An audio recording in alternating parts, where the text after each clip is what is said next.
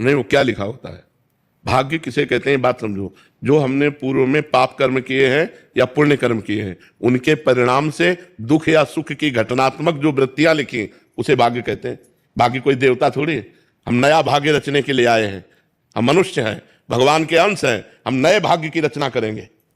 जो पुराना भाग्य हमें दुख देने वाला है उसको नष्ट करेंगे, उसको रौंद डालेंगे और नए भाग्य की रचना करें। नए भाग्य की रचना कब होगी? जब भगवान का भजन होगा, भगवान का चिंतन होगा, भगवान की लीला कथा सुनोगे और चरित्र पवित्र रखोगे।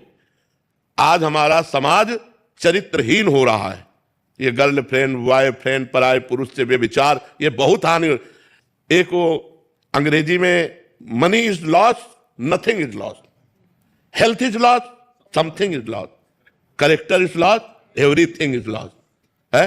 अब विचार करो, आज हमारे समाज का विचार उल्टा हो रहा है, नहीं हो रहा है? बिल्कुल ऐसे ही चल रहा है। बॉयफ्रेंड ब्रेकअप, बॉयफ्रेंड, ये चरित्रहीनता नहीं बढ़ रही है।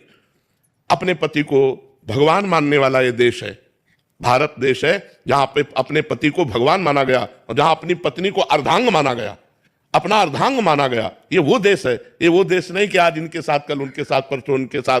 तो यदि हमारा चरित्र सही रहेगा और हम भगवान के लीला चरित्रों को सुनेंगे और नाम जप करेंगे और धर्म से चलेंगे, तो किसी के द्वारा दिए हुए दुख का प्रभाव हमारे ऊपर नहीं पड़ेगा।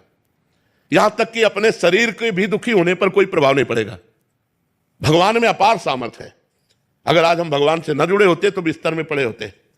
भगवान से जुड़े हैं तो शरीर की स्थिति बड़ी नाजुक है, लेकिन हम सिंह की तरह दहाड़ रहे। मरते होंगे तो भी प्रवचन करके मरेंगे। हमको इस बात की चिंता नहीं रह गई कि मुझे मरना है या मेरा शरीर छूटना है।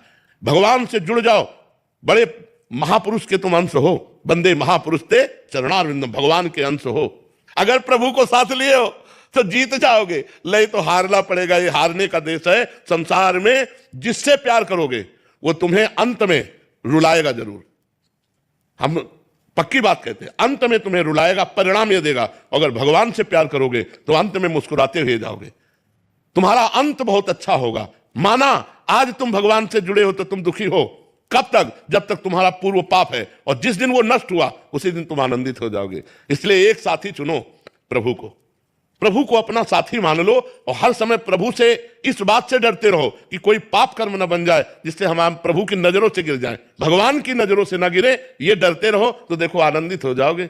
किसी के दुख देने से क्या फर्क पड़ता है? अरे अपने शरीर में दुख हो तो कोई फर्क नहीं पड़ता। लड़ना पड़ेगा। हम कायर नहीं हैं, हम परमात्मा के अंश हैं। हम शरीर नहीं हैं, हम अविनाशी हैं। अविनाशी का बच्चा अविनाशी। मौज से जियो, मस्ती से जियो, सिंह की तरह दहाड़ के जियो, एक गीदड़ों की।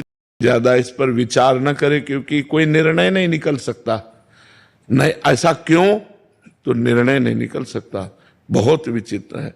एक दिन माधवदास बाबा से कहा जगन्नाथ जी ने कि बाबा, राजा के बगीचे के कटहल पके हुए हैं, हमें खुशबू आती, तो हमारा मन ललचाता है, चलोगे क्या? तो बोले चलो जय जय। तो भगवान ने बाउंड्री फांद करवा करके और पेड़ के नीचे गए। बोले आप चढ़ो। तो उनका, हम तो बूढ़े आदमी, महाराज आप ही चढ़ जाओ। बोले नहीं नहीं आप चढ़ो।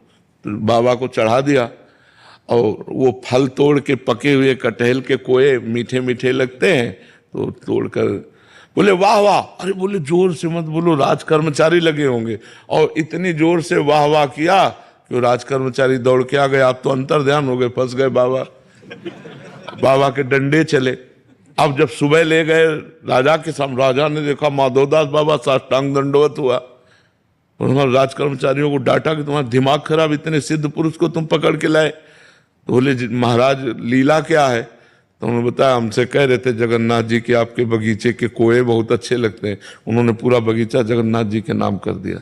कोए आप खाए, बगीचा अपने नाम करवाया, डंडा से पिटवा दिया बाबा को। भगवान के ऐसे चरित्र हैं कि जिनका केवल भक्त ही अनुभव कर सकता है, दूसरे जान ही नहीं सकते, दूसरे समझ ही नहीं सकते। इसलिए भगवान की शरण में हो जाए और अपने को छोटा बच्चा मान ले। जैसे छोटे बच्चे के माँ दुलार करती पालन पोषण, तो करो सदा तिनके रखवारी, जिम बालक राखे महतारी, तो ही पार हो सकते। बड़ा कठिन है भगवान की माया से पार होना।